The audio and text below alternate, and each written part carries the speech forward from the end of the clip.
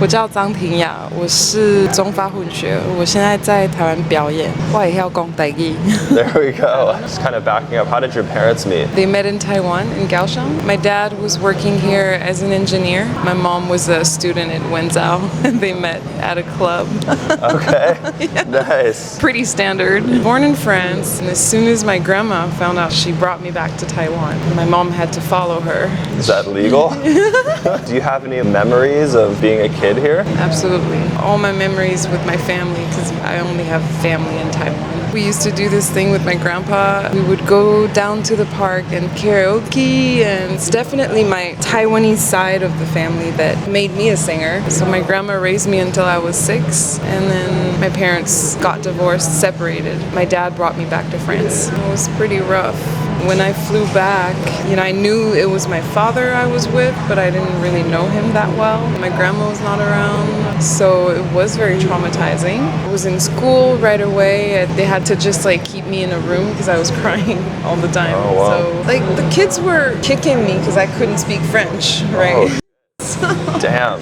Being immigrant, there was a lot of racism in 小学1年级. I remember going to class and this teacher said to everyone oh, we've got 2 little girls, they're Asian and all the diseases come from Asia. Whoa. Yeah. You can't defend yourself also because you're just trying to belong. It's quite interesting.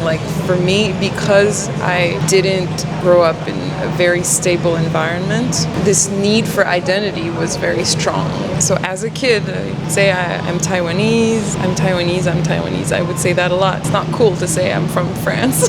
Plus, if I say I'm from France, they're going to be like, yeah, but where are you from? Originally. Yesterday, I was in a cab and the cab driver was Asian. And then I told him, I'm Taiwanese. He's like, oh, really? No, you're not. He's like, can I look? He thought I was Arab, right? And he was like, yeah. Even if I tell them I'm from Taiwan, it's like, oh, you're from Thailand, okay. People still say that. Yeah, maybe less in the past few years because of the tensions with China. It's not as easy as you would think to just fit in different groups. I feel like in Taiwan I can fit in different groups because of my racial background more than in France. I don't know if it's a good thing to say, but I feel like they're a little impressed, which I find no real reason for. It's a thing, people think being biracial, you're a more evolved human if you're biracial, but being mixed gives you wealth, cultural wealth. It's a plus. I can navigate in both cultures and I can also feel very uncomfortable in both cultures. What do you feel like the codes of living here are? It's pretty natural for me because it was my first language, and there are some things where I have to just be careful. Is I talk too loud outside, the way I dress, things like that. And when I'm in France, that's a little bit different. In France, you kind of have to have your guard up, especially in Paris. You can't let your guard down and be nice and cool with everybody. You will look like you're an easy target. It's kind of what happened to me when I went back to live in France, because I lived in Taiwan from 2010 to 2014, and I had forgotten. It's not as safe for women. I was just very warm, very Taiwanese. And men were just she's always smiling. She's always so kind, so nice. She always brings gifts to people, that kind of stuff. And we're just well, that's just our way of being, People can be cold here too sometimes, especially if you're from Kaohsiung. I'm from Kaohsiung, and I'll go to Taipei.